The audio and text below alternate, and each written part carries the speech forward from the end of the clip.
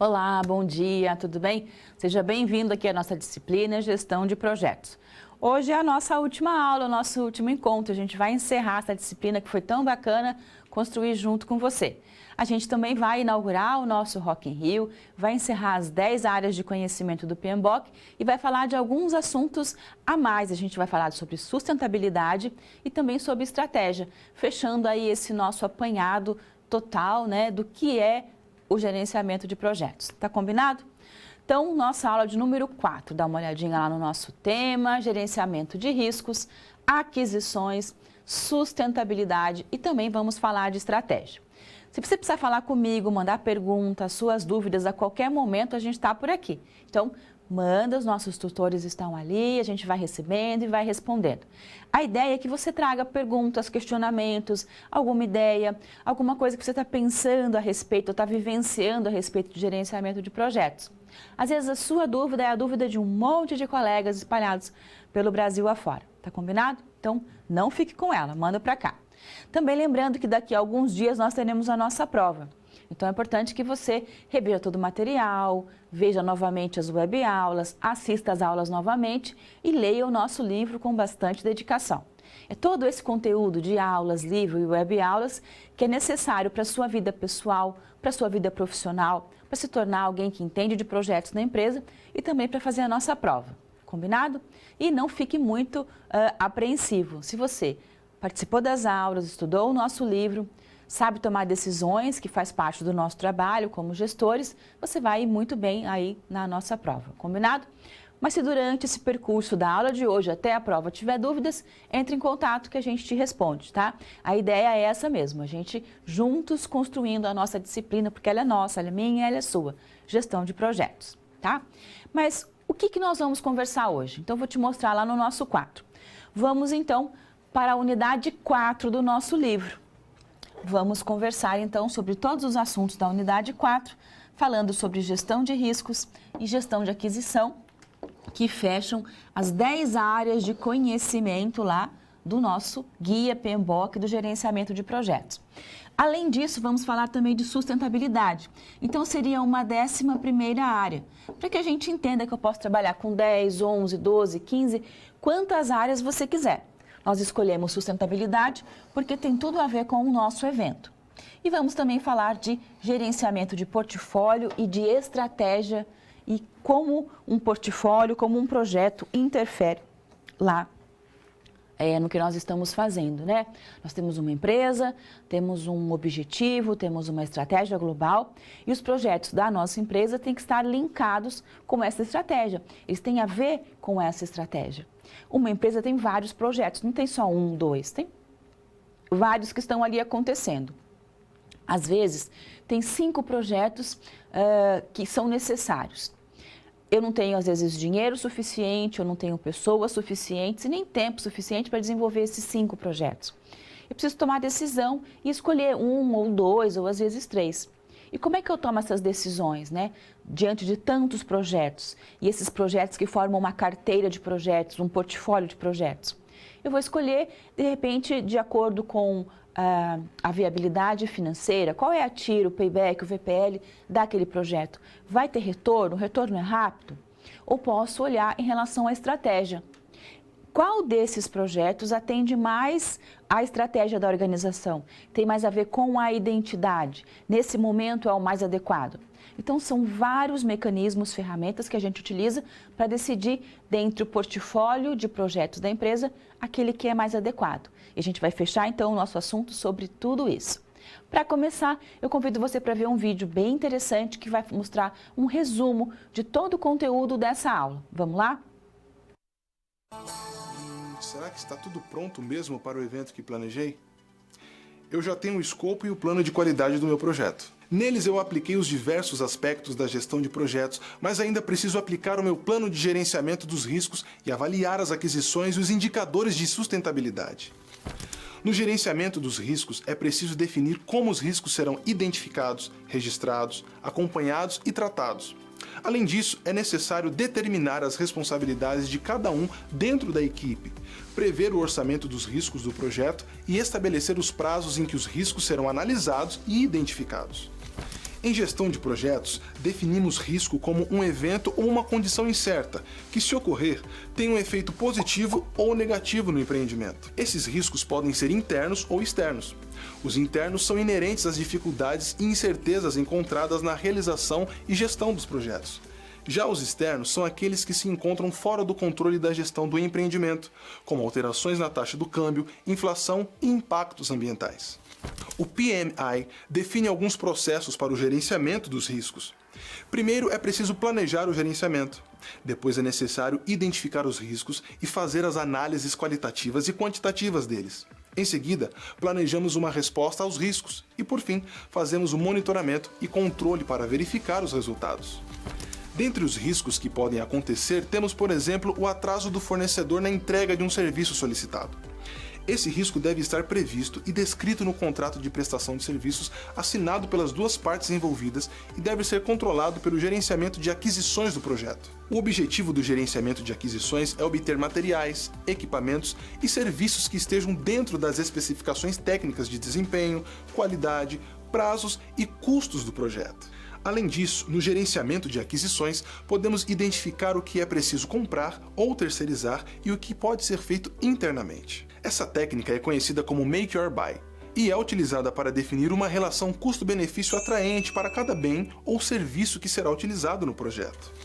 Não podemos esquecer também que no escopo de qualquer empreendimento precisamos identificar o tipo de sustentabilidade envolvida no projeto, seja ela socioeconômica, socioambiental ou de ecoeficiência. Dentro de uma empresa, podemos ter diferentes agrupamentos de projetos, programas ou ações, não necessariamente interligados, mas que podem ser medidos e classificados através do gerenciamento de portfólio. Muitos projetos podem ser apresentados para uma empresa, mas como saber em quais investir? Quais devem ser priorizados? O projeto que vai ser escolhido para ser realizado tem que atingir as metas definidas pela empresa em seu plano estratégico, de uma forma mais eficiente do que os outros projetos que poderiam ter sido desenvolvidos, gerando mais valor para toda a empresa. A gestão de projetos envolve muitos detalhes que precisam ser seguidos. O sucesso de um evento começa com um bom planejamento. Portanto, não fique parado, procure sempre se informar e se atualizar. Tenham bons estudos e até mais. Bom, então nós vimos aí todo o conteúdo que a gente vai estudar hoje e é bastante coisa, não é? Vamos relembrar que você é o meu gerente de projetos e junto comigo está construindo aqui a cidade do rock, onde vai acontecer o Rock in Rio, não é isso? Inclusive estamos passando aí por um grande evento no Brasil que é o Lollapalooza, né? Então já serve de exemplo para a gente dar uma olhada, pesquisar o que está acontecendo lá de bom e o que está acontecendo também que não é tão bom assim. Já serve para a gente tentar imaginar o que é gerenciamento de projetos e a importância disso para um evento. Combinado? Mas você então é o meu gerente de projetos, vamos lembrar? Você tem uma função muito importante junto comigo hoje, que é elaborar as duas últimas áreas de conhecimento, que são plano de riscos e plano de aquisições. Vamos falar também de sustentabilidade e de elaboração de mapas estratégicos e gerenciamento de portfólio. Nossa aula, nós vamos dividir ela em 4 situações da realidade profissional. Então, 4 situações que acontecem em eventos como esse que nós estamos montando. A gente traz essa situação para cá para trabalhar o gerenciamento de projetos. Então, é muito bacana porque a gente pode ver na prática tudo que a gente aprende aqui na teoria. Combinado? Então, 4 situações da realidade. Combinado? Vamos começar? Vamos lá para a SP1, então.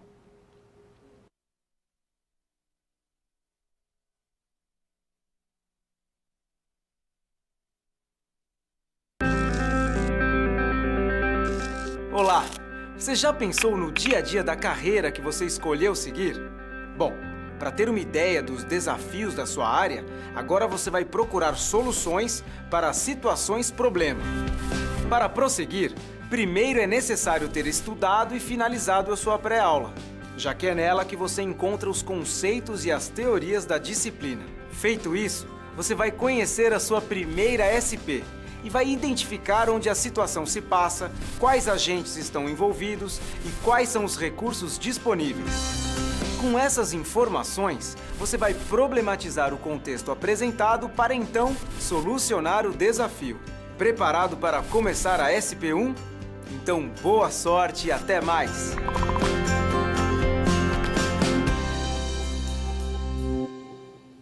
Vamos começar então falando de gerenciamento de riscos. Você, como meu gerente de projetos, tem agora a função de entender como funciona o gerenciamento de riscos, tá? E nós vamos então trabalhar com identificação de riscos, análise qualitativa e quantitativa. Vamos entender como se dá o planejamento de resposta aos riscos e o monitoramento e o controle desses riscos em um projeto.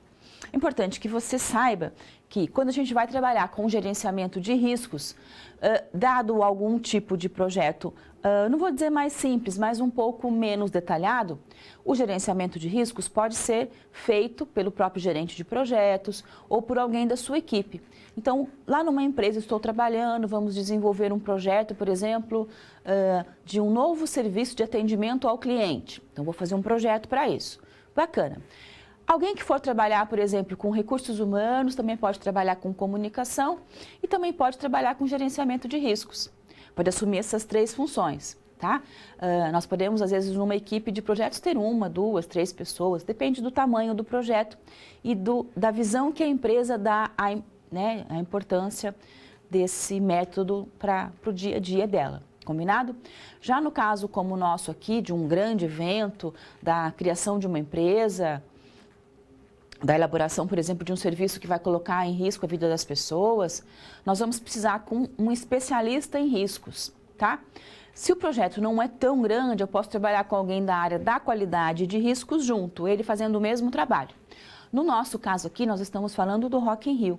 São 160 mil pessoas que vão circular durante uma semana no nosso evento e que várias situações apresentarão assim algum tipo de risco, né? De risco, a pessoa pode se machucar, um equipamento pode quebrar, algo pode dar errado. Por isso que num evento tão grande eu vou trabalhar com um gestor de qualidade e com um gestor de riscos, 2 pessoas separadas. Esse gestor de riscos, né, cada vez mais é procurado. Ele é um profissional difícil de se encontrar, porque ele tem que estudar muito, entender muito de qualidade, segurança e riscos, e ele é extremamente bem remunerado, tá? Quem é esse profissional? Geralmente alguém da área da gestão ou da área da engenharia.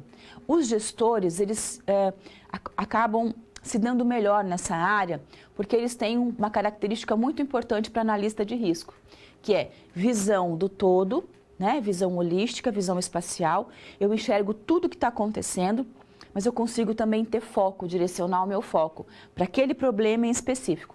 Então, eu não fico só olhando para todo e nem só olhando para o risco. E essa é uma característica que os gestores adquirem com o passar do tempo, com o seu trabalho.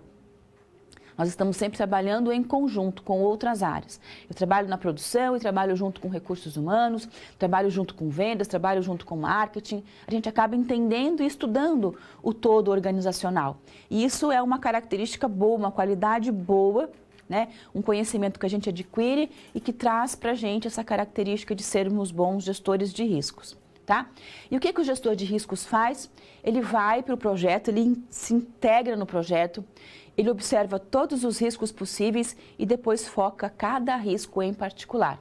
Então, ele faz um levantamento dos riscos e depois vai propor ações que respondam, que minimizem esses riscos.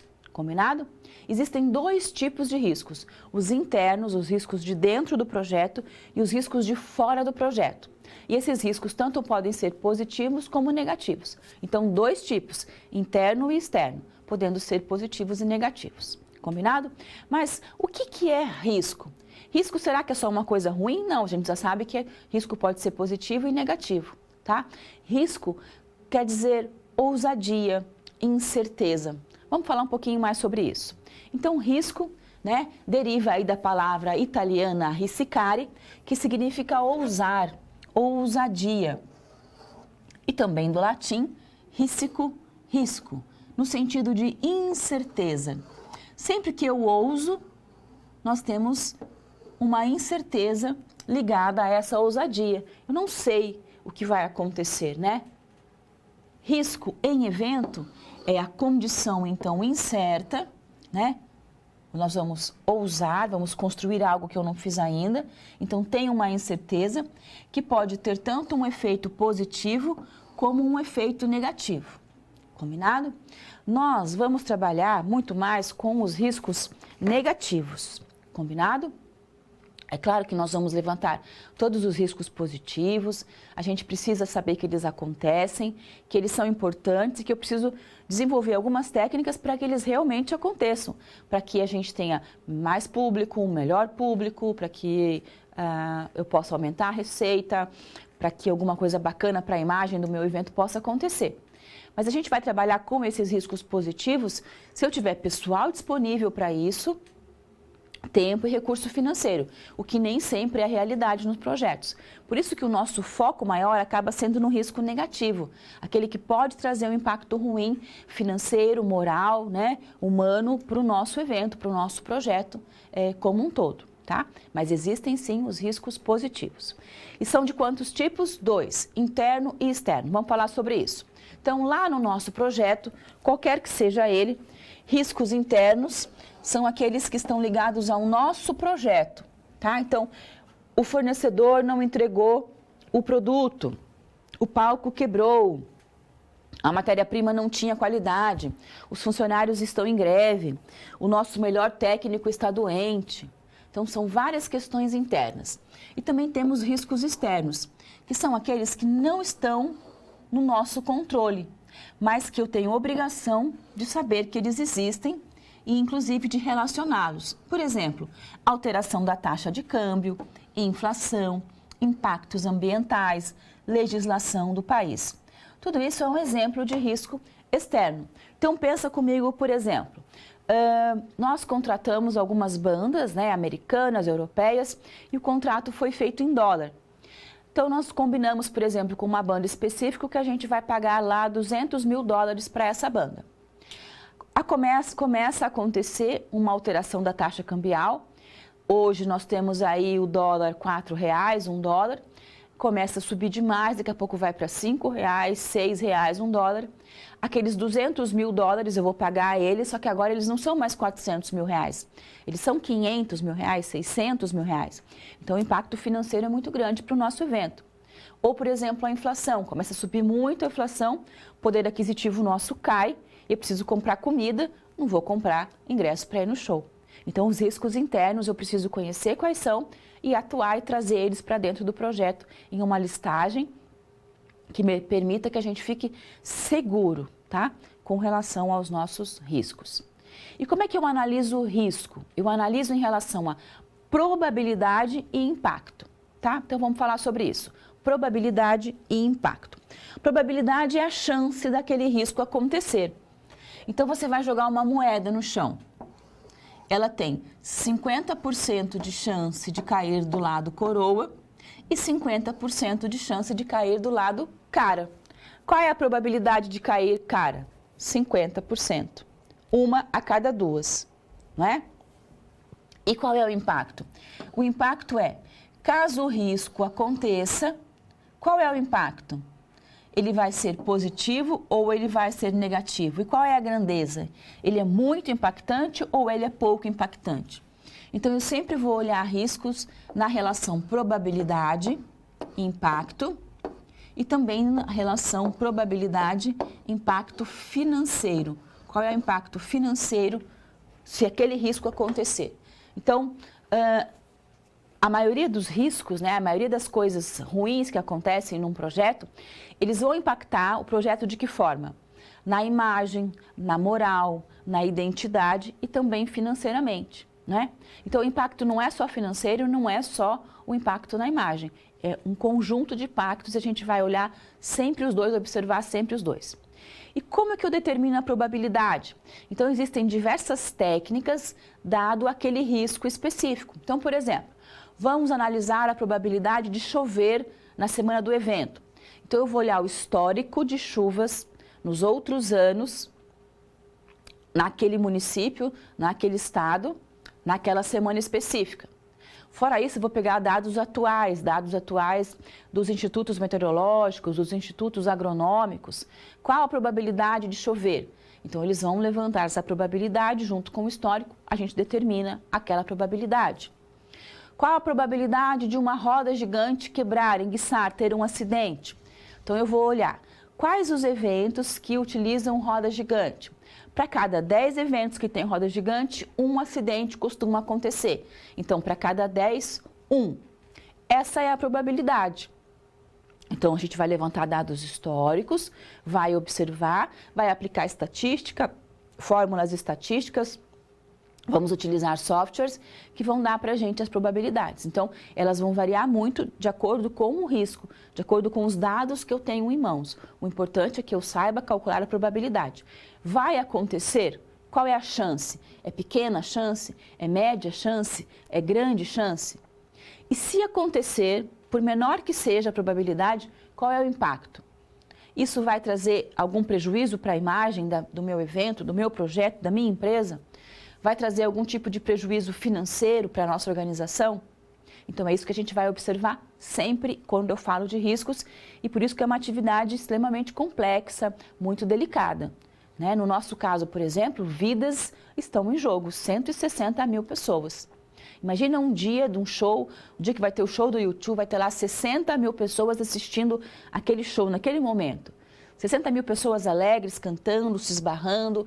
Tem gente que vai esquecer de beber água, vai passar mal, vai desidratar. Outro vai beber demais, vai ficar muito alegre. Então, várias situações são apresentadas. E eu, como gestor de riscos, preciso analisar todas elas com muita presteza. Combinado? Segundo o nosso guia PMBOK, gerenciamento de riscos tem algumas etapas muito específicas. Vamos ver quais são elas. Então, tá lá.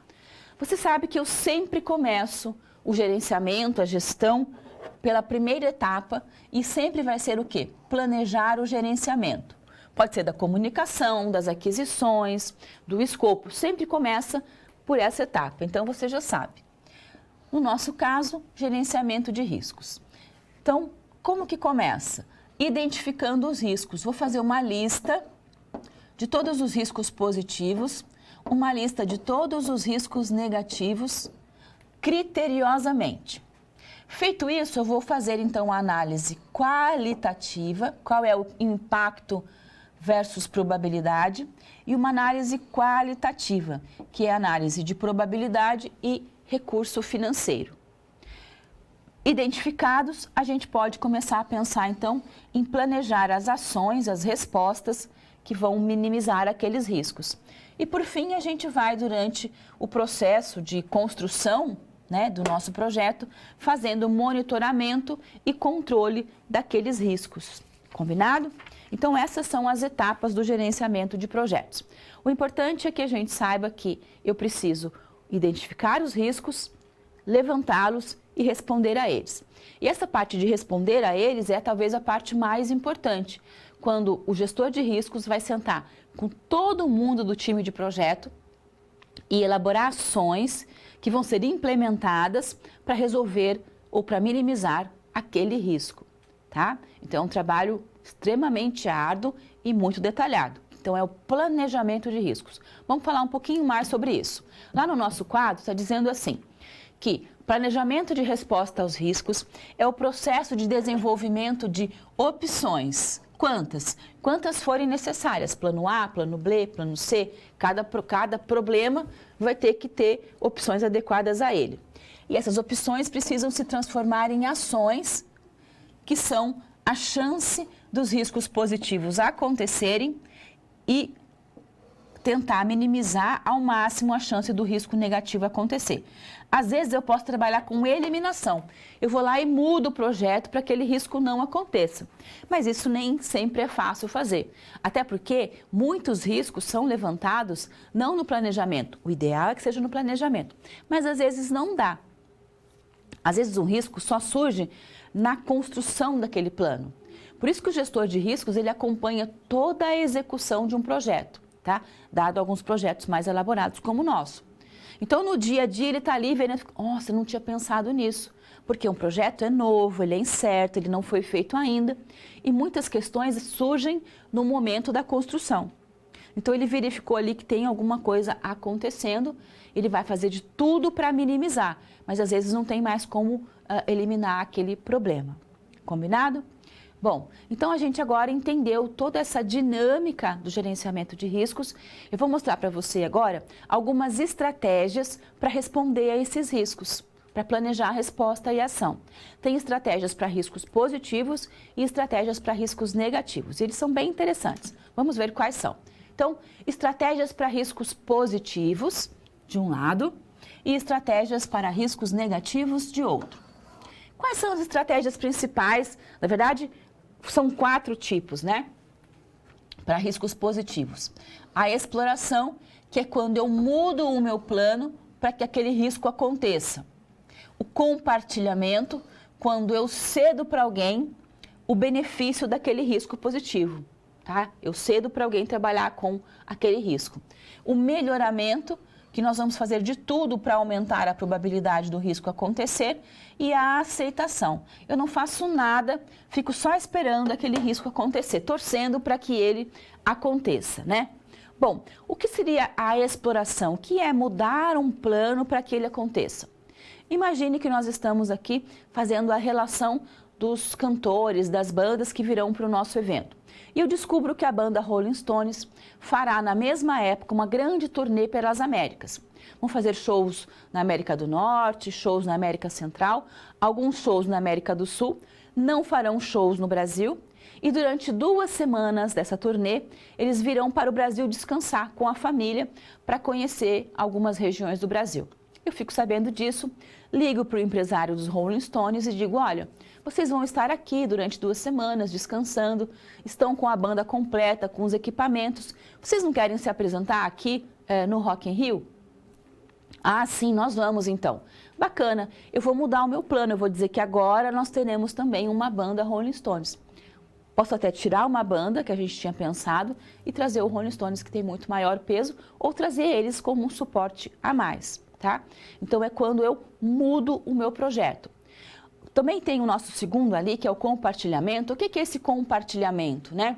Compartilhamento é quando eu penso, por exemplo, vamos fazer um estacionamento para que as pessoas venham de carro e tenham onde guardar o carro com segurança. Mas eu não tenho tempo para trabalhar com estacionamento, eu estou trabalhando tanto na cidade do rock, o que eu faço? Eu chamo você e falo, você não quer explorar o estacionamento? Então temos aqui a área, né? Faça ali o estacionamento, explore e pague uma porcentagem para a gente, 5%, 10%. Eu estou compartilhando com você aquela coisa boa, né? E aceitação, eu sei que alguma coisa bacana vai acontecer, mas eu não tenho tempo para trabalhar com isso, eu vou deixar acontecer, torcendo para que aconteça, mas não vou fazer nada. Combinado? Já as estratégias para os riscos negativos, elas têm que ser levadas muito a sério e a gente precisa trabalhar identificando a estratégia ligada exatamente ao risco muito específico. Então vamos falar sobre isso. Estratégias, então, para riscos negativos. Eliminação é a primeira delas. É quando eu mudo o plano para que aquele risco não aconteça, para eliminar aqueles riscos. Por exemplo, a gente sabe que 80% das barragens de rejeito de minérios no mundo todo, elas se rompem. Essa é a probabilidade. De cada 100 barragens, 80 em algum momento vão romper. Se eu sei disso, eu posso, por exemplo, quando eu estou pensando em elaborar uma barragem, mudar o plano, não vou fazer barragem desse tipo que rompe, vou fazer uma de outro tipo que não rompe, elimino aquele problema. Posso também trabalhar com transferência, que é quando eu passo para um terceiro, geralmente uma seguradora, o meu problema. É quando você sabe que vai acontecer algum tipo de sinistro, está projetando aquilo e passa para uma seguradora. Então, quando você faz seguro de vida, quando você faz seguro do seu carro, você está passando para um terceiro aquele risco. A gente também faz isso no projeto. Ainda temos a mitigação, que é o trabalho para reduzir o impacto, muito utilizado em projetos ambientais, e também a aceitação. Eu não vou fazer nadinha para que aquilo não aconteça, só vou torcer para não acontecer, mas eu não vou fazer nada. Nossa, mas risco negativo, professora, isso não é ruim para o nosso projeto? Porque tem riscos que são muito pequenos.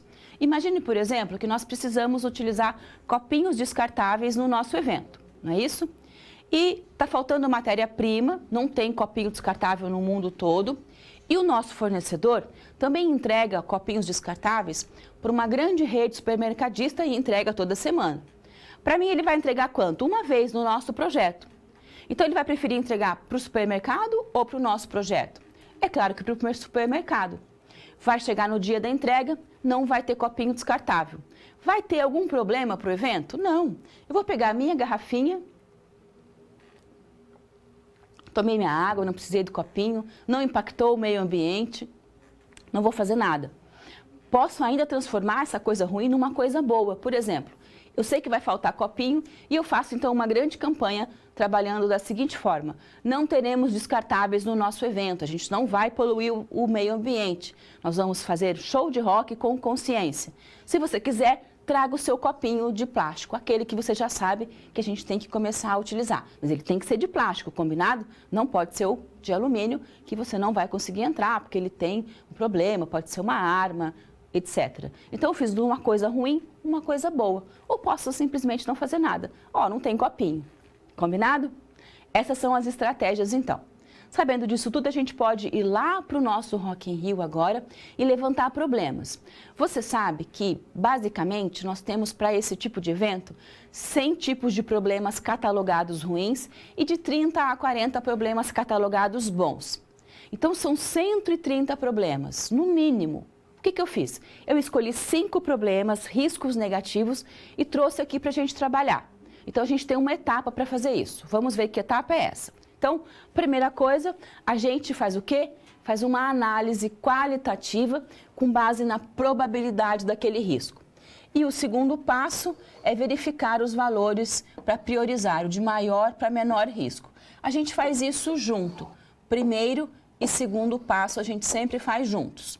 Terceiro passo é quando eu vou calcular o impacto para cada risco em percentual ou em valores financeiros. E por fim, nós vamos propor ações, respostas para responder esses riscos. Essas respostas, elas não ficam no papel. Eu realmente vou implantar essas respostas. Então, vamos lá. Passo 1 e 2. Fiz um quadro, então, com 5 problemas. Você sabe que podem ser vários. Nós vamos trabalhar com 5 para facilitar. Então, nós vamos ter R1, risco 1, R2, R3, R4 e R5, risco 5. Coloquei lá 5 riscos principais. Então, por exemplo, o palco pode não ficar pronto, a iluminação pode falhar, os bombeiros podem não aprovar o nosso plano de segurança, com certeza teremos ferido ou pessoas passando mal no nosso evento e pode ser que haja algum acidente na roda gigante. Vou estabelecer a probabilidade desses riscos acontecerem, né? Então, por exemplo, para cada 100 eventos que acontecem no mundo, 20 deles o palco não fica pronto. Então, coloquei lá, porcentagem, probabilidade, 20%, probabilidade 0,2 para o palco não ficar pronto. Então, é bem pequena. Mas qual é o impacto? Se o palco não ficar pronto, qual é o impacto? É gigantesco. É show de rock. Tem que ter palco. Se não tiver palco, onde é que o cantor vai se apresentar? No meio da multidão? Ele vai ser rasgado. Então, o impacto é muito grande, é 0,9% a 90%. Eu vou, então, agora analisar essa relação. 0,2 vezes 0,9, 0,18. 0,18 é uma prioridade baixa. Como é que eu sei que a prioridade é baixa? Porque eu vou trabalhar com a minha tabela de prioridade, que diz para mim que se um problema apresentar-se menor que 23% ou que 0,23%, a prioridade é baixa. Entre 23 e 55, prioridade média, e acima de 55, a prioridade é altíssima, é bem certeza que aquilo vai acontecer. No nosso caso, é uma prioridade baixa. Vamos pegar agora aqui, por exemplo, o R4, o nosso risco 4. Haver feridos ou pessoas passando mal no evento. 70% de chance disso acontecer. Alguém vai fazer bolha no pé, alguém vai torcer o pé, alguém vai desidratar, alguém bebeu demais, alguém não bebeu água, alguém brigou. Vai ter no evento, a gente sabe disso. São 160 mil pessoas, então uma probabilidade grande. Mas qual é o impacto? O impacto é pequeno. Por que é pequeno? Porque uma pessoa se machucar, vai ter um segurança que vai pegar ela, que vai levar para o atendimento, para a enfermaria. Ela vai passar ali um mercúrio, um band-aid. Se necessário, vai ser encaminhada para um posto de saúde ou para o hospital. A gente vai resolver isso. Então, o impacto não é muito grande. Vamos, então, fazer essa relação. 0,7 vezes 0,4, 0,28. Fui lá para a minha tabela de prioridade, descobri que está aqui. Então, prioridade média. Eu faço isso com todos os nossos riscos. Essa análise de probabilidade versus impacto. Para aqueles 100 riscos que nós temos. Feito isso, eu vou analisar agora qual é o impacto financeiro para o meu projeto. Então, observe, eu peguei os mesmos R5, os mesmos riscos, né? A probabilidade de ocorrência é a mesma. E agora eu vou olhar o impacto financeiro em milhares de reais. A nossa tabela de prioridade, se for menor que, vamos imaginar que está em milhares de reais, então melhor que R$2.000, ou que R$200.000, ou que R$2 milhões, é uma prioridade baixa. Se for de 2.000 a 5.000, prioridade média, e acima de 5.000, prioridade alta. Combinado? Então, por exemplo, se o palco não ficar pronto, nós vamos imaginar que isso vai ter um custo aproximado de R$12.000 para consertar. Vamos fazer a análise. 0,2 vezes 12.000, 2.400. Vou lá na minha tabela de prioridade, prioridade média. Tá? Vou pegar, por exemplo, aqui, acidente na roda gigante. Probabilidade de ocorrência, 30%. Se acontecer, vai gerar um custo aí de R$90.000. 0,3 vezes 90.000, 27.000. Vou lá na minha tabela, prioridade alta. Pode ser 27.000, 270.000, 2.700.000, tá? Porque a gente pode trabalhar, e no nosso caso, é em milhares de reais. Combinado? Então, dessa forma, a gente consegue estabelecer, não é? Essa relação de probabilidade, impacto de identidade e impacto financeiro para o evento. Agora chegou o momento de elaborar respostas para esses impactos. Lembrando que a resposta é uma ação que eu vou implementar.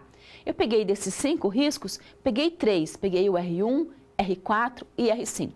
Vamos ver como é que ficou a resposta? Olha só. Então, sempre começando de maior prioridade para os de menores. No nosso caso dos 5 problemas, o R5 é o de maior prioridade. Ele tem um alto impacto. Como é que eu resolvo esse problema na roda gigante? Eu vou colocar seguranças que vão ajudar as pessoas a entrarem e a usarem os cintos de segurança antes da roda gigante funcionar. E ainda vou estabelecer monitoramento por câmera e a possibilidade de paradas emergenciais a qualquer momento. Combinado? R1, risco de médio impacto, o nosso palco. Se o palco não ficar pronto, a probabilidade disso acontecer é muito baixa. Mas se acontecer, nós teremos um palco reserva, às vezes 2 ou 3 palcos reserva. Lollapalooza, por exemplo, está acontecendo agora, tem 2 palcos reserva. Então, até que a gente tenha o nosso palco resolvido, os shows serão no palco reserva. E R4, né, que é o risco das pessoas se machucarem, vai ter gente machucada. O que eu vou fazer? Eu vou estabelecer pontos de monitoramento por câmera em todo o parque, placas indicando caminhos da enfermaria e teremos ambulâncias para algum caso emergencial, várias ambulâncias, em pontos estratégicos.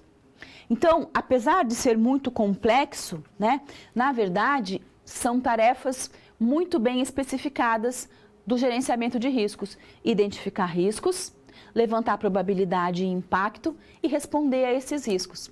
Lembrando que responder é implementar uma ação para que aquele risco seja minimizado o máximo possível e, se possível, eliminado. Combinado? Então, nona área, né, na verdade, de conhecimento do nosso guia PMBOK, finalizado. A gente vai agora para a 10ª área de conhecimento, mas para isso vamos lá para a SP2.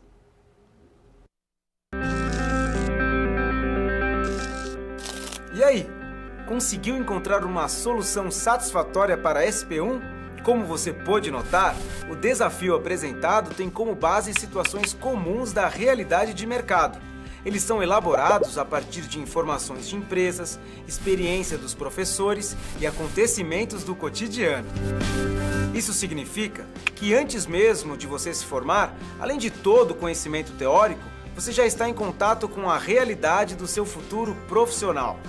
Ah, e caso surja alguma dúvida, Acesse o fórum e envie a sua pergunta, ok? Confere agora a SP2.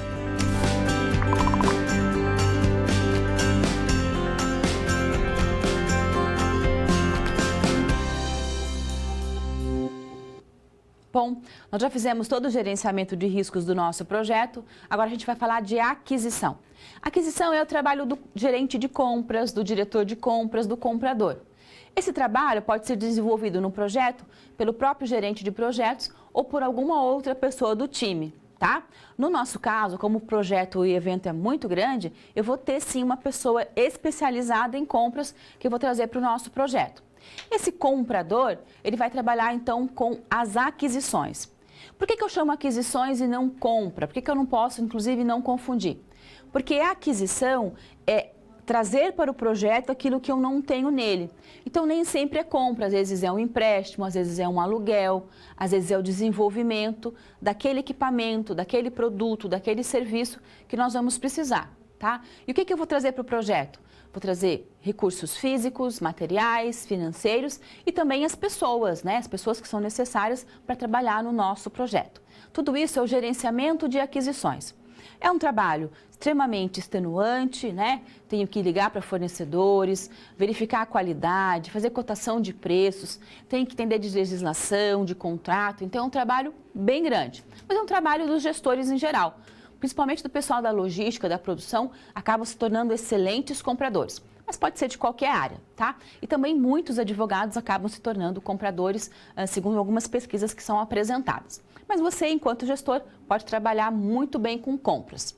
No nosso caso, lá no Rock in Rio, nós vamos comprar de vários fornecedores e todas essas compras serão realizadas através de contrato. Sabe por quê? Porque é algo novo, é um projeto e eu não tenho fornecedores padrão.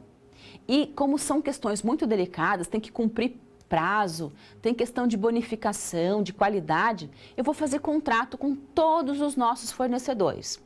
E a gente vai falar especificamente, então, em aquisições de contrato, para que a gente entenda a importância de um contrato, qual é o benefício que ele pode trazer e o prejuízo se a gente não tiver esse contrato. Então, vem para cá, nosso assunto, gestão das aquisições. Você, então, como meu gestor de projetos, vai juntinho comigo entender um problema que nós estamos passando. Que problema é esse? O nosso fornecedor, na pressa de receber uma bonificação que estava no nosso contrato, ele não fez tudo o que precisava. O que aconteceu foi que o piso de madeira não foi revestido de borracha, as cores da iluminação não estão conforme o nosso plano de iluminação e o centro do palco não está rotativo, não está rodando. Ele está lá empacando. Tudo isso vai fazer com que o nosso projeto atrase em 15 dias e tenhamos um custo adicional de R$50 mil. Então, é um problema bem sério, tá?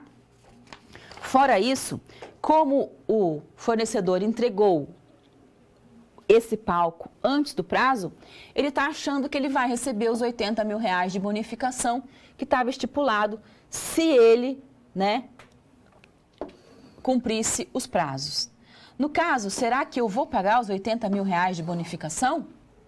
Porque ele adiantou a entrega, mas ele adiantou com qualidade?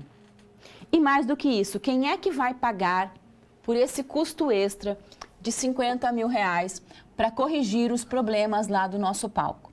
Eu quero então que você analise o problema e decida para mim quem vai pagar, ou melhor, se eu vou pagar os R$80 mil de bonificação e quem é que vai arcar com o prejuízo dos R$50 mil. Combinado? Bom, para que a gente entenda um pouco mais essa relação, né, contratual, a gente vai ver agora quais são as etapas do gerenciamento de aquisições segundo o nosso guia PMBOK. São 4 aí situações ou etapas que precisam ser cumpridas para que eu tenha um bom gerenciamento de aquisições. Vamos ver quais são essas etapas. Então, primeiro, você sabe, a gente sempre começa por planejamento, ou melhor, o gerenciamento das aquisições. Pode ser gerenciamento da comunicação, gerenciamento dos riscos, no nosso caso, aquisições. Então, a gente vai começar fazendo o quê? A condução das aquisições. Eu vou entrar em contato com os fornecedores, vou fazer tomadas de preço, Vou analisar qualidade versus custos para decidir quem são os fornecedores com os quais eu vou trabalhar. Decidi, tudo certo, fizemos contrato, agora nós vamos controlar essas aquisições. Está chegando o material? O fornecedor está entregando com qualidade? O que está atrasado? Então, a gente vai controlando o recebimento desses materiais. E, por fim, a gente encerra as aquisições. Está pronta aquela parte, o fornecedor entregou tudo, eu vou pagar a nota fiscal, conferir se está tudo certinho, então é o momento de encerrar as aquisições. É um processo um tanto quanto simples em seu modus operandi, mas ao mesmo tempo é um trabalho extremamente extenuante, né? O comprador é uma das figuras nas empresas que trabalha com um nível de estresse maior, porque ele atende praticamente todas as áreas da organização, fazendo requisição de material. Então, a gente sempre quer material. Ao mesmo tempo, o comprador não tem o recurso financeiro disponível a qualquer momento. Então, ele sempre está lidando com solicitação de material e setor financeiro dizendo não é hora de comprar, não é hora de comprar. Ele tem que estar segurando esses dois elementos, compra, não compra. E precisa estabelecer relacionamento com vendedores, com compradores, com firmas, receber essas pessoas, são visitas, são cafés, são análises, é um trabalho extremamente extenuante, tá? Por isso que muitas vezes a relação contratual é importante, porque garante que aquele comprador vá conseguir trazer para a empresa produtos com qualidade e atendendo os custos, tá? Então, apesar de simples no formato, é muito complexo nas atividades padrões que têm que ser realizadas. Combinado? No nosso caso, a gente fez contrato com todos os fornecedores. E agora a gente tem um problema muito específico, que é quem vai pagar os 50 mil e se eu vou ou não pagar os 80 mil. Para entender isso, a gente vai também elaborar alguns passos para resolver esse problema. Então, ficou assim. Vamos lá para o nosso quadro. Você vai primeiro entender o problema, depois entender o contrato, depois analisar todo esse cenário e, por fim, decidir o que será feito. Então, vamos lá. Primeiro, entender o problema. O fornecedor fez o quê? Entregou produto e serviço fora da especificação. A correção vai trazer um atraso de 15 dias, vai custar 50 mil reais e o fornecedor cismou que quer receber os 80 mil reais. Ah, esse é o problema. Vou lá para o meu contrato. No contrato, que é do tipo CMRI, que é custo mais remuneração de incentivo, o combinado com o fornecedor é que se houver adiantamentos de prazos de entrega, né, ele vai receber o bônus. Claro que esse acordo é baseado aí em algo relacionado a metas pré-estabelecidas. O que é esse atraso aqui? Se eu, Alessandra, atrasar para receber aquele material dele. Então, por algum motivo eu falo assim, olha, hoje é dia de chegar material, mas eu não posso receber, então o atraso é meu, eu vou precisar pagar a bonificação para ele. Ao mesmo tempo, se eu não tiver nenhum problema e ele conseguir adiantar a entrega, ele também será bonificado, desde que ele cumpra alguns pré-requisitos relacionados a custos. Então, entregar com um custo menor, com um prazo menor e com uma qualidade maior. O que não aconteceu, não é? Ele só cumpriu o prazo, mas o custo vai aumentar e a qualidade está ruim, tá? Então, por isso que temos que ter contrato. Vamos, então, agora entender todo esse cenário. Por quê? Porque esse fornecedor, né, no nosso caso, precisa receber aí pelos custos apontados e acordados no nosso contrato. Então, qual é a análise que a gente faz do nosso cenário, né? Nesse caso, nós vamos entender em relação ao pagamento do bônus. O contrato é muito claro quando diz que o cliente, eu, Alessandra, vou pagar o reembolso dos custos e também bônus, caso haja algum adiantamento em relação a custo, prazo ou qualidade. Então, eu vou possivelmente pagar pelos custos de 50 mil reais, mas possivelmente eu não vou pagar esse bônus não. Por quê? Porque ele não cumpriu o que a gente tinha combinado, não é isso? Então, vamos resolver o problema?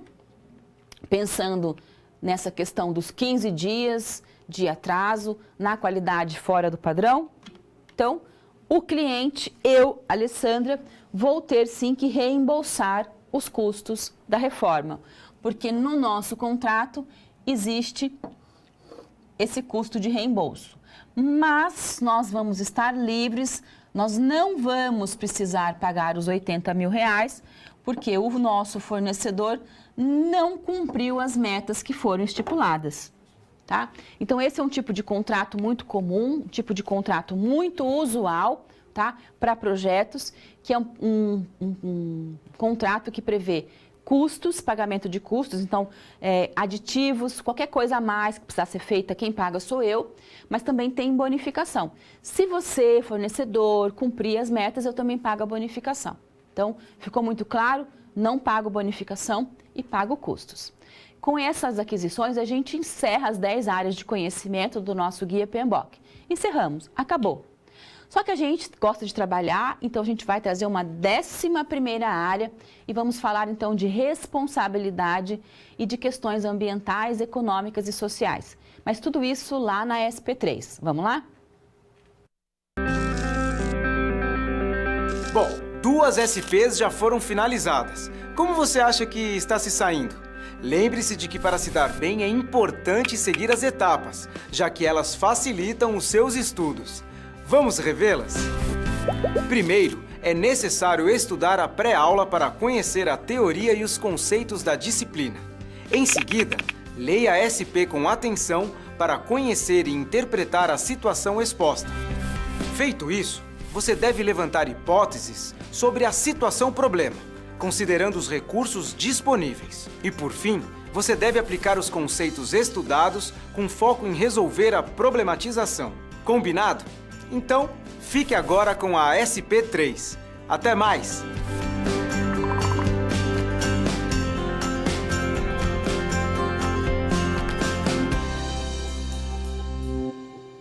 Vamos então conversar agora sobre sustentabilidade, a gestão da sustentabilidade. E você tem um papel muito bacana agora comigo, que é mergulhar no projeto, levantar todas as questões, todos os itens que têm a ver com sustentabilidade, que podem de alguma forma impactar meio ambiente, que podem impactar a sociedade, que podem impactar aquele município onde a gente vai elaborar o projeto e tentar reverter esses impactos, transformar coisas ruins em coisas boas. Mas também tem muita coisa boa que a gente vai fazer. Então, você vai precisar fazer um relatório e levantar esses itens e propor ações para resolver esses itens. Vamos fazer isso? Então, você vai pegar todo o nosso projeto, vai identificar qual é o tipo de sustentabilidade que tem lá no nosso projeto e fazer um relatório descrevendo a sustentabilidade e propondo um plano para evitar que alguma coisa ruim aconteça para o nosso projeto em relação à sociedade, à natureza e à economia daquela região ou daquele município. Mas o que é essa sustentabilidade, né? A gente pode dizer que isso, na verdade, é o desenvolvimento sustentável. Ser sustentável é buscar esse desenvolvimento sustentável. É quando a economia, o meio ambiente e a sociedade saem ganhando numa relação econômica. Como pode acontecer isso? Então, por exemplo, a empresa busca um desenvolvimento socioeconômico. Ela tem que ter lucros, mas elas têm que oportunizar para que as pessoas também tenham salários, vidas dignas, possam ter lazer, possam trabalhar, possam se desenvolver. Então, é o desenvolvimento social e econômico. Também precisamos pensar na responsabilidade socioambiental, que é a sociedade, as pessoas, as empresas tendo responsabilidade ambiental, utilizando menos recursos, não degradando, né, permitindo que o meio ambiente possa se renovar. E também a questão da ecoeficiência, que é quando as empresas cada mês precisam produzir mais, ao mesmo tempo gerando menos desperdício, utilizando menos, cada vez mais, o meio ambiente. É o famoso produzir mais com menos. Então, essa elaboração delicada, essa relação delicada que permite que a gente possa ter sustentabilidade. Bom, cada um desses itens a gente vai apresentar agora. Então, vamos pensar primeiro assim. O que é o desenvolvimento socioeconômico? É a união de quê? Economia e sociedade. É a relação entre qualidade de vida da população e o seu desenvolvimento econômico. Engloba aí não apenas o acúmulo de capital, né? Mas também acúmulo de conhecimento e aplicação de progressos técnicos à produção de bens. Desenvolvimento, então, socioeconômico. Já a responsabilidade socioambiental, o termo está aí, é ser responsável, né? É o compromisso das empresas com o desenvolvimento sustentável das comunidades e também buscar a preservação ambiental. A gente diz, então, que é muito mais do que cumprir leis, são ações que asseguram condições dignas e seguras para todos, para nós, para mim, para você, respeitando e preservando os recursos naturais e o meio ambiente, tá? E a ecoeficiência é, então, aquela questão de fazer mais com menos. É a gente produzir cada vez mais, gerando o menor impacto possível, tanto ao meio ambiente, também ao impacto à vida humana, tá? Trazendo lucro ao produtor, lucro para aquela empresa. Esses três, então, elementos permitem que a gente tenha o desenvolvimento sustentável. Isso é desenvolvimento sustentável, é trabalhar com as três dimensões, tá? É um modelo que prevê a integração dessas dimensões. A gente vai dizer que é o crescimento econômico, que leva em consideração os fatores de inclusão social e a proteção ambiental, tá? Então, é a união desses três elementos que permitem o desenvolvimento sustentável. Então, preciso pensar em desenvolvimento socioeconômico, preciso pensar em responsabilidade socioambiental e em ecoeficiência. Isso é ser sustentável, isso é buscar o desenvolvimento sustentável. Combinado? Bom, cada vez mais os projetos, as empresas estão buscando, não só por questão legal, mas porque a gente está observando que a nossa vida está em perigo. Quando a gente começa a sentir na pele, a gente começa, então, vou escovar o dente, desligo a torneira. Lá na minha empresa, vou levar a minha caneca. A empresa começa a pensar, vou poluir menos, porque eu estou degradando demais o meio ambiente. Então, quando começa a resvalar na gente, a gente começa a pensar mais seriamente nisso. Por enquanto, ainda não é uma realidade mundial. Então, o que a gente precisa ter? Leis severas que assegurem que a gente não destrua tanto o meio ambiente, que assegurem que as empresas, eu vou dizer permitam, mas é quase brincadeira dizer isso, né? Que as empresas permitam que as pessoas tenham condições dignas de vida, né? Que acabe o trabalho infantil, que a gente não tenha trabalho escravo, que a empresa tem que ter lucro, mas ela depende das pessoas, então ela tem que permitir que as pessoas vivam bem, que elas tenham bons salários, né? Até porque sem pessoas a gente não tem empresa. Por mais robotizada que esteja uma empresa, tem que ter gente ali pensando e vai ter que ter gente consumindo aquele produto. Gente que tem que ter trabalho, que tem que ter salário, né? Então é uma relação conjunta. Voltando para o nosso caso específico, a gente tem que pensar no seguinte, que eu vou lá para o meu projeto, vou levantar todos os pontos positivos que eu vou trazer de melhoria para essa relação de sustentabilidade e olhar todos os pontos negativos nos quais eu vou impactar a sociedade, o meio ambiente e a economia e propor respostas para esses problemas. A gente vai fazer isso com 3 etapas. Então, qual é a primeira coisa que eu faço? Primeira etapa, tá lá. Eu vou separar os dados importantes do projeto que tenham relação com a sustentabilidade. Depois, eu vou definir quais são as ações dentro do projeto para cada um desses itens que eu levantei. E é importante que você pense também que a gente precisa estar sempre revendo as ações que a gente bolou, que a gente desenvolveu e pensando em tendências para melhorar a questão sustentável do nosso projeto. Então, como, por exemplo, utilizar a energia solar, como utilizar a energia eólica, como reaproveitar a água que a gente vai utilizar lá no evento, né? Como, de maneira melhor possível, não impactar o meio ambiente ou minimizar o impacto. Então, vamos fazer isso? Primeiro, eu vou lá para o meu projeto, vou mergulhar no meu projeto e levantar todos os pontos. Depois, eu vou olhar cada uma das 10 áreas, então eu vou olhar escopo, comunicação, monitoramento, qualidade, risco, cada uma das áreas e apontar esses itens que podem de alguma forma prejudicar aquele nosso município. Vamos fazer isso? Então, primeiro passo, fui lá e levantei todos os itens. Então, vejam só, nós temos 160 mil pessoas que vão circular por aqui, nós vamos gerar muito lixo, também vamos ter um grande número de trabalhadores, de pessoas que vão ser impactadas, que precisam descansar, que precisam comer, que vão ficar aqui 600 pessoas construindo. Então, qual é a qualidade de vida que a gente vai dar para eles aqui no nosso campo de obra? Ao mesmo tempo, nós vamos ter oportunidade para comércio e hospedagem, necessidade de mais transporte, então são empregos que vão ser gerados, ao mesmo tempo vamos poluir o ar, vários empregos temporários, diretos e indiretos, e nós vamos deixar uma grande área construída, um grande parque gramado, não é? E aí o que eu faço? Eu vou lá para o meu projeto e, por exemplo, vou olhar no escopo. O que tem no escopo em relação ao que nós estamos fazendo? O que tem no plano de riscos, né? Também, por exemplo, o que tem lá no monitoramento e controle?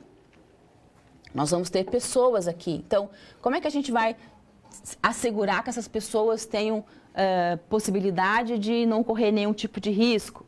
Então, em cada área do projeto, eu vou lá e vou levantando, eu vou pensando aquilo que é importante. Combinado? E agora, então, eu vou fazer o quê? Eu vou propor ações, vou desenvolver as ações, não vai ficar só no papel, para trabalhar com essa questão da responsabilidade. Eu peguei 3 exemplos para trabalhar com cada uma das responsabilidades. Ficou bacana, bem simples, não tem custo e resolve o problema. E é isso que a gente tem que fazer.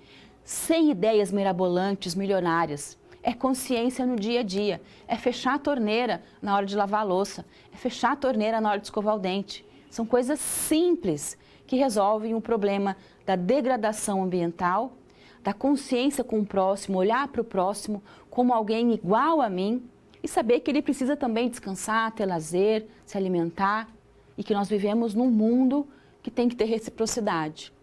Tá bom? Isso é muito importante. A gente precisa pensar cada vez mais nisso. Senão a gente vai destruir o nosso mundo. E a ideia não é destruir, a ideia é construir. A gente não está no momento ruim, a gente está no momento bom. É a oportunidade da gente dar a mão. Todo mundo, o mundo inteiro. Tá bom? Mas voltando aqui para o nosso caso, vamos resolver o nosso problema. Vem para cá que eu vou te mostrar 3 ações. A primeira ação é a de responsabilidade socioambiental, né? Social e ambiental. Nós, humanos, vamos gerar muito lixo. O lixo impacta o meio ambiente. O que eu vou fazer? Colocar coletores seletivos em todo o parque e fazer um acordo com a prefeitura. Vou até pensar num retorno para a prefeitura, para que ela possa manter o pessoal de limpeza e caminhões ali no parque. Então, para a gente não ter lixo, tá? Ao mesmo tempo, eu vou lá e falo para a prefeitura, olha, prefeitura, essa área que nós construímos, eu vou deixar para vocês, eu vou doar para a cidade toda essa infraestrutura. Então, é a questão de ecoeficiência. E a prefeitura pode depois ali, por exemplo, construir um parque, um jardim para crianças, para a terceira idade, para todo mundo. Ela vai usar aquilo. E com relação ao desenvolvimento socioeconômico, sociedade e economia, nós vamos ter um grande número de trabalhadores, né, que eu preciso cuidar deles. Vamos ter oportunidade de emprego, oportunidade para comércio e hospedagem, necessidade de muito transporte, então também vai gerar emprego direto e indireto para cobrador, para motorista, né? Para quem vai trabalhar lá no nosso parque, todo mundo é o pessoal daquele município, tá? E de alguma forma a gente compensa essa poluição, porque no Brasil, infelizmente, ainda nós não temos mecanismos, né, de minimização da poluição. Os nossos ônibus são poluentes, os nossos carros são poluentes, a gente gera lixo mesmo. Tá? Então, enquanto nós não desenvolvemos técnicas para eliminar ou minimizar esses problemas, a gente tenta trabalhar com a compensação. O que não pode é poluir e não compensar. Aí não dá, tá? Então, pensando nessa questão de economia, sociedade e meio ambiente, a gente consegue devolver tudo para a sociedade, já que a gente está tendo tanta coisa boa, né? Quando as pessoas vêm para o nosso evento, quando elas confiam no nosso evento, vêm aqui se divertir assistindo os shows. Bacana? Então, ó, relação sempre de ganha-ganha. Combinado? Nós terminamos o Rock in Rio, está inaugurado, você está convidado para vir aqui assistir os nossos shows, tudo bem? Só que agora, antes de ir lá para o show, eu vou convidar você para voltar no tempo, lá naquelas nossas primeiras reuniões do projeto. Mas para entender isso, a gente vai então para a SP4. Vamos lá? Quando você faz uso de todo o material didático, você passa a conhecer as teorias e os conceitos da disciplina de forma mais completa. Só assim as SPs que servem de exercícios práticos que te preparam para o mercado de trabalho terão efeito na sua carreira. Ou seja, seguindo as etapas, você está adquirindo experiência profissional antes mesmo de terminar o seu curso. E se durante a sua leitura algum ponto de interrogação surgir, não se preocupe. Envie sua dúvida no fórum, ok? Fique agora com a SP4. Boa sorte!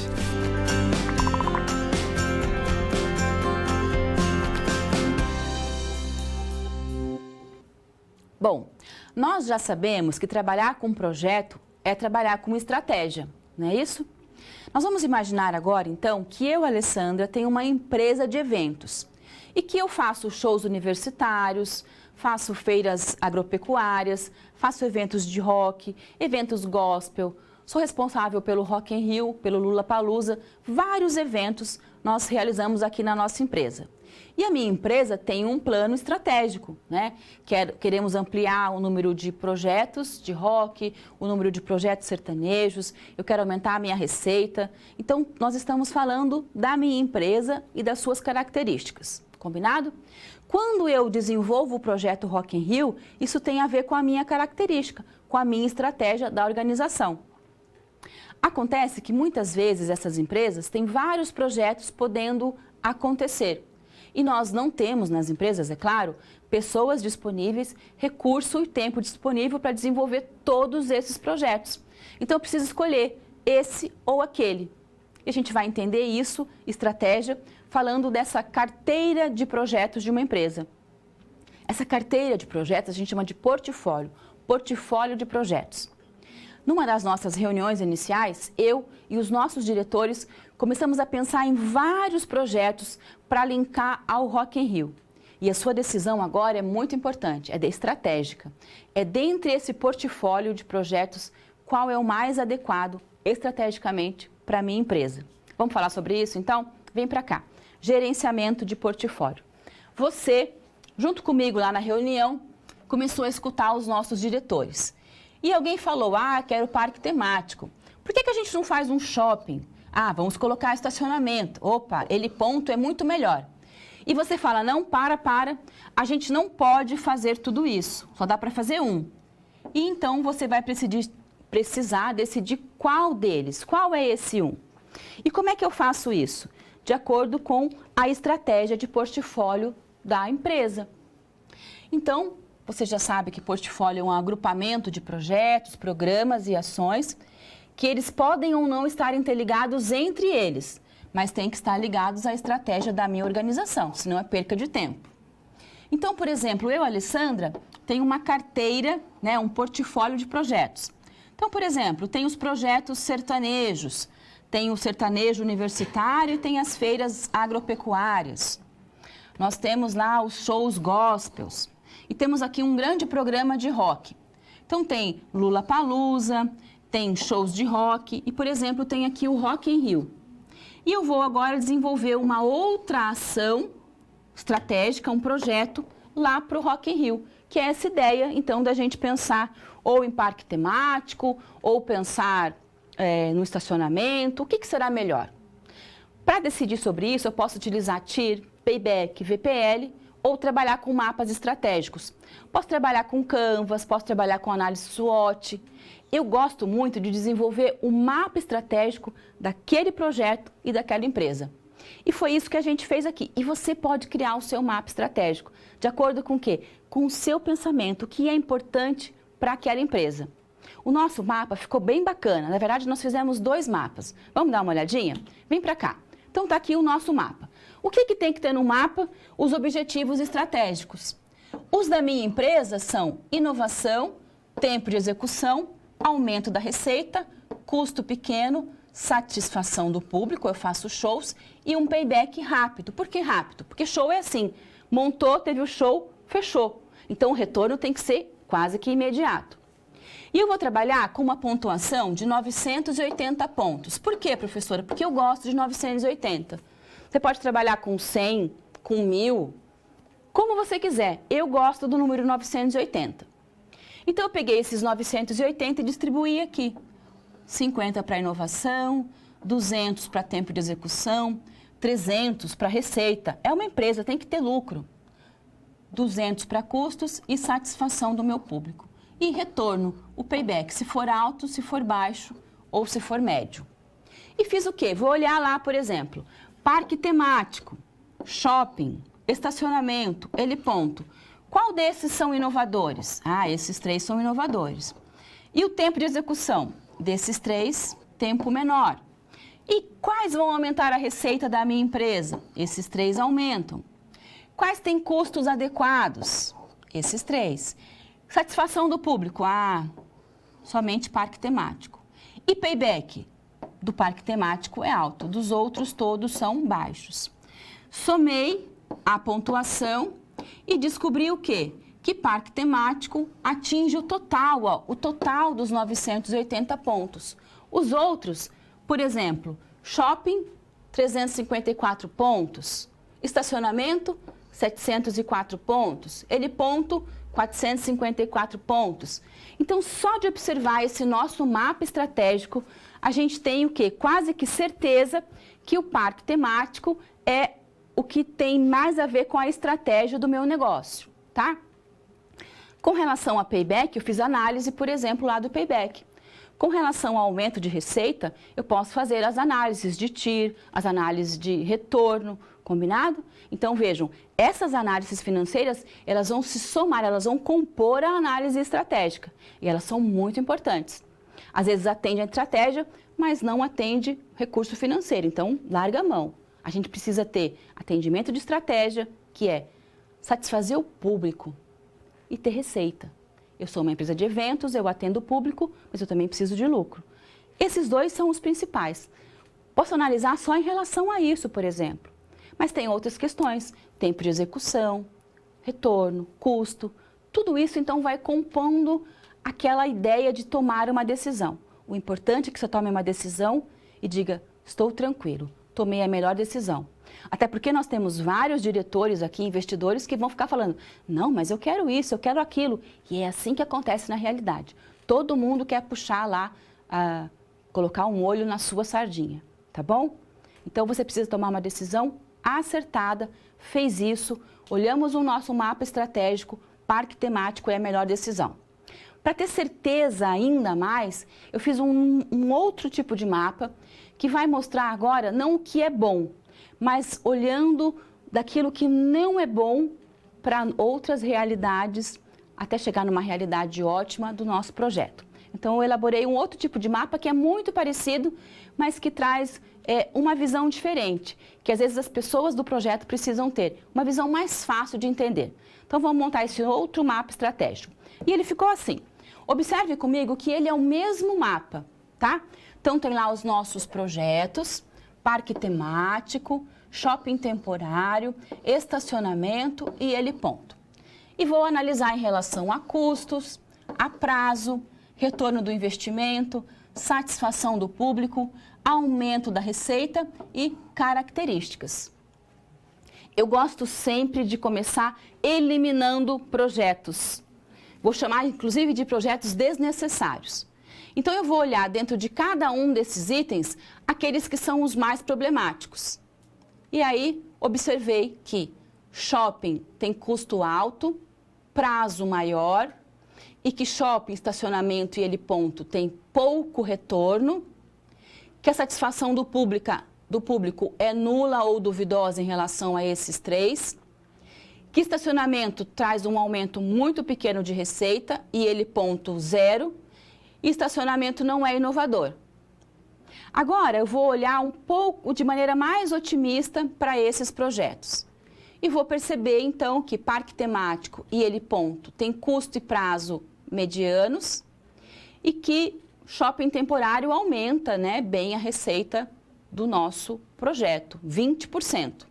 Mas tem alguém que tem uma receita maior. E quem é esse alguém? É o parque temático. A gente observa o quê? Que parque temático não tem nenhuma característica negativa e que tem 4 das melhores características. Somente 2 questões, né, de custo médio, mas não é alto, e um prazo de 5 dias. Nós temos 190 dias para construir, né, todo o nosso evento, 5 dias é tranquilo. A gente pode até pensar aqui, por exemplo, em 5 meses, já que serão 7 meses de construção do nosso evento. Posso, então, pensar aqui em relação a meses ou em relação a dias. Combinado? Então, vamos imaginar que são 5 meses para a construção do parque temático, está dentro dos nossos 7 meses. Com certeza, a gente consegue definir, então, que o parque temático é a melhor decisão para o nosso projeto. Combinado? Então, dessa forma, a gente percebe que a estratégia é importante, que eu não posso tomar decisão só porque eu gosto. Eu fui viajar para o Nordeste, tomei lá um picolé de maçaranduba, tá? E achei uma delícia e venho para cá, para a minha fábrica de sorvete e falo, vamos fabricar maçaranduba, sem saber que isso é uma casca de árvore, que é ilegal a extração dessa árvore, que as pessoas aqui não gostam desse sabor azedo, gostam muito mais de sabor adocicado, muito mais de sorvetes de leite. A saída para frutas e frutas ácidas e azedas é pequena, mas eu quero, porque eu gostei do sorvete. Não, não é assim. Então, a gente precisa analisar o todo, né? Estratégia, o nosso público, qual é o retorno. E dessa forma, a gente garante que a gente vai ter, então, boas decisões estratégicas e de portfólio, e foi isso que a gente fez. Então, tem agora parque temático dentro do Rock in Rio, vamos inaugurar o nosso parque, vai ter show, vou te dar o ingresso e eu espero você para os nossos shows, tá bom? Foi muito bacana, né, construir toda essa dimensão, e é uma grande dimensão, de um grande evento. Ver gestão de projetos dessa forma, como um plano geral, como um grande plano, é importante para a nossa vida. Você sabe que cada vez mais, lá nas empresas, nós vamos precisar trabalhar com gerenciamento de projetos. É uma nova realidade, é um mundo ágil, é um mundo flexível. Eu não posso mais pensar em ficar 3 meses projetando para começar a implantar daqui a 4, 5 meses. Isso não existe mais, né? São projetos semanais. A cada semana uma inovação, uma mudança, uma agilidade. E gestão de projetos casa muito bem aí com esse trem da evolução, com esse trem da competitividade nesse mundo que a gente vive. Então, fique ligado nisso. É uma carreira promissora dentro da gestão, tá bom? Eu vou ficando por aqui. Achei que foi muito bacana, eu gostei demais de participar com vocês. Vocês sempre estavam mandando aqui perguntas, e-mails, né? As dúvidas da sala, e juntos a gente foi construindo o gerenciamento de projetos. Você então precisa, para a nossa prova, que é daqui a algumas semanas, estudar atentamente as nossas aulas, estudar os livros, a web aula. É esse conhecimento que é importante para você ir muito bem, não só na prova. A ideia agora não é a prova, a ideia é o seu futuro, é a sua profissão. Se você participou das aulas, você sabe já da importância do projeto e vai ir muito bem. Com relação à calculadora, pode ser aquela calculadora simples, aquela que você usa no dia a dia. As nossas contas serão contas simples. O difícil é tomar decisão, é analisar 2 TIRs, 2 paybacks e saber qual é a melhor para a sua empresa ou para aquele projeto que a gente vai analisar. E a vida real é assim, tomar decisão todo dia. Combinado? Foi muito bacana mesmo e eu deixo para você um abraço bem apertado. Mas a gente se vê em breve em uma outra oportunidade. Até lá!